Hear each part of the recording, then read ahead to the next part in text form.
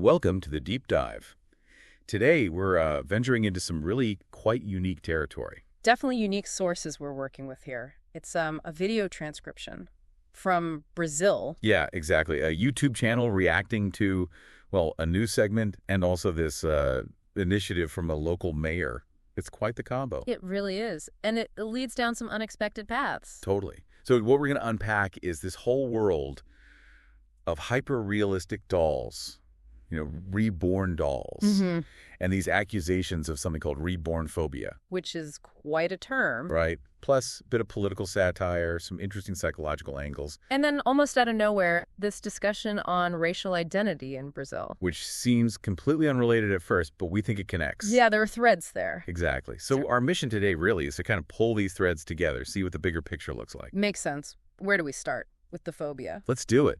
This idea of rebornphobia, it sounds, well, maybe a bit dramatic, but it comes from some pretty strong reactions captured in the video. Yeah, the video host, Ricardo Dias, he actually coins this term rebornphobico. It's aimed at a journalist, Otávio Guedes from Globo News. And Guedes apparently didn't mince words about the dolls. Not at all. He called them horrendous, even demonic. Demonic. Yeah, and just trash.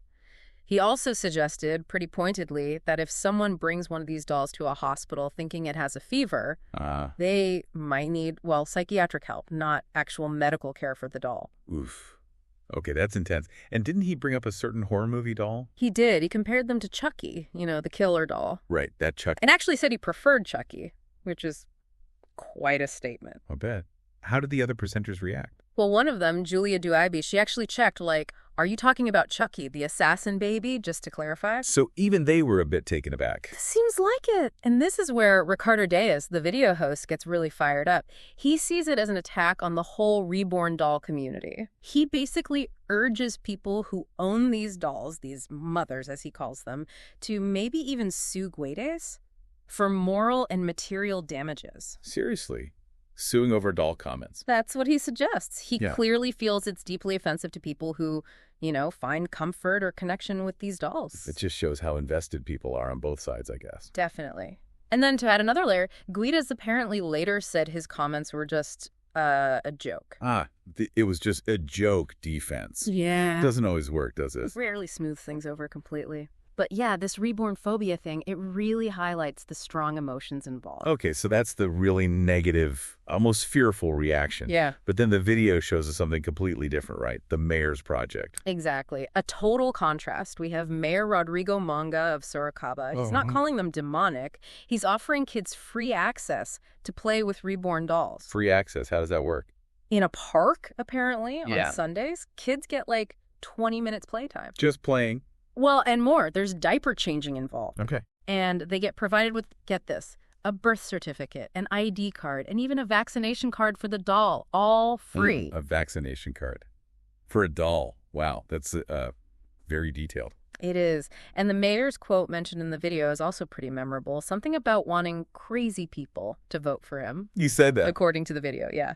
Yeah. And the host, Ricardo Dias, jumps on that with sarcasm, why not support the madness? Huh.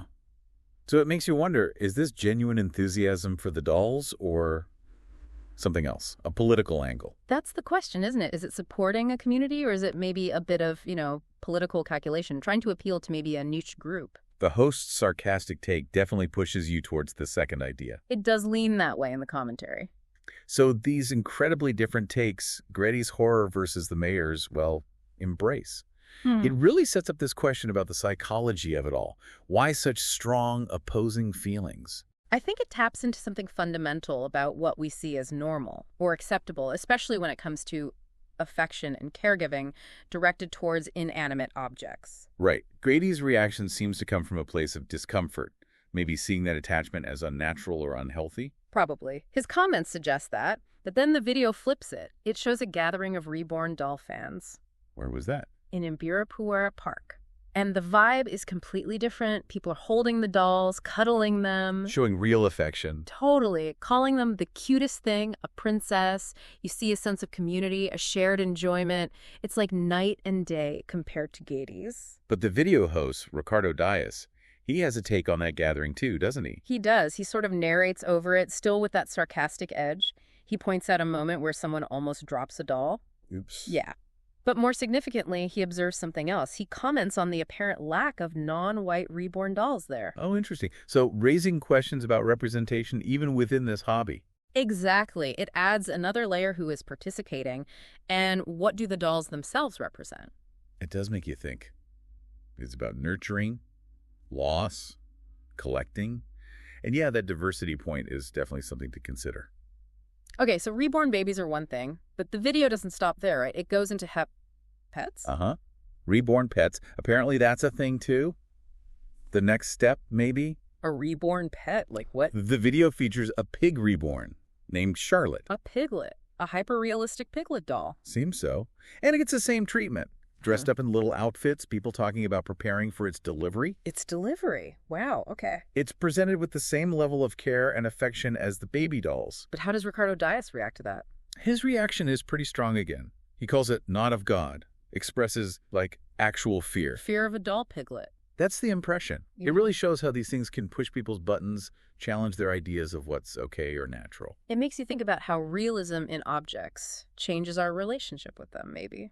Absolutely. As they get more lifelike, our responses get more complicated, and the social norms around them are clearly still being figured out. Okay, this is already quite a journey. From Rebornphobia to reborn pigs. But then there's a shift into politics with the Bebê Rouborn. Yeah, this was a sharp turn, but really interesting. It's political satire using the reborn doll concept. How does that work? There's an image shown apparently depicting the former and current president, Lula, as a Bebê Reborn, which translates roughly to thief reborn. Oh, okay. That's pretty direct. Very direct. And the image implies this doll is like stealing from a retiree. So it's using the reborn doll imagery as a form of political commentary or criticism. It's kind of amazing how these niche things can become symbols in broader political arguments. Totally. It shows they've entered the cultural consciousness enough to be used as this kind of visual shorthand, this metaphor, tapping into existing political feelings, but using this unusual imagery. Definitely memorable. Okay, so that's the political satire angle. Yeah. Now for the final piece, which, as we said, seems like a total left turn at first, the discussion about race in Brazil. Right. The video ends with this segment focusing on racial identity, specifically the experience of being Pardo, which is mixed race in Brazil. And it's presented as a really complex identity. So. There's a young man in the video talking about it. He describes feeling caught between worlds, not seen as white by white people, not fully accepted as black by black people. That sounds incredibly difficult. That too black for whites, too white for blacks line is powerful. It really is. He even uses this analogy comparing Pardos to caramel dogs. Mutt dogs, basically. Neither one thing nor the other, in a way. And Ricardo Dias connects with this personally, right? Yeah, he shares his own experience during the census. He identifies as Pardo, but there wasn't a specific box for that or how it was grouped. So he ended up marking Negro, which is black. He mentions the official statistics body, IBGE, classifies Pardo under the broader Negra black category for census counts. So official categories versus how people actually see themselves. It's complicated. Very. And it touches on things like racial quotas, too. The point is made that Pardos are technically included in quotas aimed at the black population. Oh, there's controversy around that. Well, yeah, and also mentions the accusation that sometimes people might falsely claim to be black or Pardo to gain advantages from these quotas. It's a sensitive area. Definitely. So how does this connect back to the dolls then? Feels so different. I think the underlying theme is about identity, categorization, and belonging. Who fits where? Who decides? Oh, okay. Like the reborn doll community facing judgment for being weird, and Pardo's navigating this complex space between racial categories. Exactly. Both situations involve groups dealing with how society perceives them, labels them, and whether they feel accepted. That feeling of not fitting neatly into a box. Echoes in both contexts. Yeah. I see that now. It's about identity and social perception, whether it's a hobby or race. Precisely. The need for recognition, for acceptance. These debates show wider anxieties about boundaries, about what's normal and who belongs where. So wrapping this deep dive up, Wow. We went from Rebornphobia accusations and a journalist preferring chuck Walk it to a mayor giving out doll vaccination cards. to reborn piglets causing fear, Political satire with a thief reborn. and landed on this really profound discussion about the complexities of being Pardo in Brazil. It's quite a tapestry woven together in that one source. The intense emotions around reborn dolls, their use in satire, and how it all, surprisingly, connects to these fundamental questions of identity and belonging seen in the racial context. It really does. Which leaves us, and you listening, with something to think about. Yeah. If inanimate objects like dolls and social categories like race can provoke such strong debate and judgment, what other interests or identities out there, maybe ones we see as unconventional, are facing similar scrutiny? And maybe more importantly, how we react to all this? The dolls, the identities, the debates.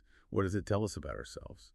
About our own understanding of empathy, community, and where we draw the lines?